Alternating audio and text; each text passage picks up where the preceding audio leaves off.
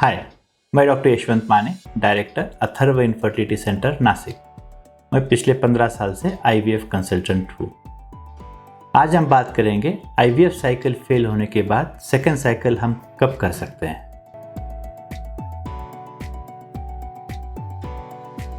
जैसे कि आप सबको पता है, अनफॉर्चुनेटली आईवीएफ की ट्रीटमेंट 100% गारंटी नहीं होती। दुनिया में कोई सेंटर नहीं है, कोई डॉक्टर नहीं है कि जो आपको 100% एश्योरिटी देगा कि आपको फर्स्ट साइकिल में ही प्रेगनेंसी रिजल्ट आएगी।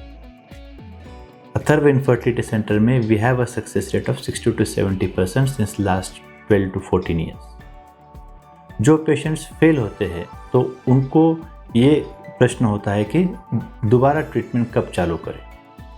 मेन फैक्टर होता है पेशेंट का एज और AMH वैल्यू। पेशेंट का एज यदि एल्डरली हो, मोर देन 35 ईयर्स हो, AMH लेवल कम हो, जो संकेत करता है कि उसका ओवरियन रिजर्व काफ़ी कम है, तो ऐसे केसेस में IVF साइकिल इमीडिएटली हमको करना चाहिए। क्योंकि जैसे उसका एज बढ़ता जाएगा, डेफिनेटली उसका ओवरियन रिजर्व और कम होता जाएगा और नंबर ऑफ एग्स जो रिट्रीव होंगे वो कम होंगे। सो ऐसे पेशेंट्स को टाइम वेस्ट नहीं करना चाहिए। अदर सेट ऑफ पेशेंट्स जो है जिनमें IVF फेल होता है, हम अथर्व इनफर्टिलिटी सेंटर नासिक में कंटिन्यूस लास्ट 15 ईयर्स से सबको ऑल फ्रीज टेक्निक यूज़ करते हैं। ऑल फ्रीज टेक्निक मतलब जो साइकिल में हम ओवम पिकअप करते हैं उसे हम इंडेक्स साइकिल बोलते हैं, और वो साइकिल में हम पिकअप करते हैं और सब एम्ब्रियोज हम डे 3 तक ग्रो करके डे 3 में हम फ्रीज करते हैं। मानो कोई पेशेंट्स के एम्ब्रियो 7 या 10 एम्ब्रियोज बने, तो उसको हम depending upon the day of freezing different lots में फ्रीज करते हैं। हम उसे क्रायोटॉप बोलते हैं मेडिकल लैंग्वेज में।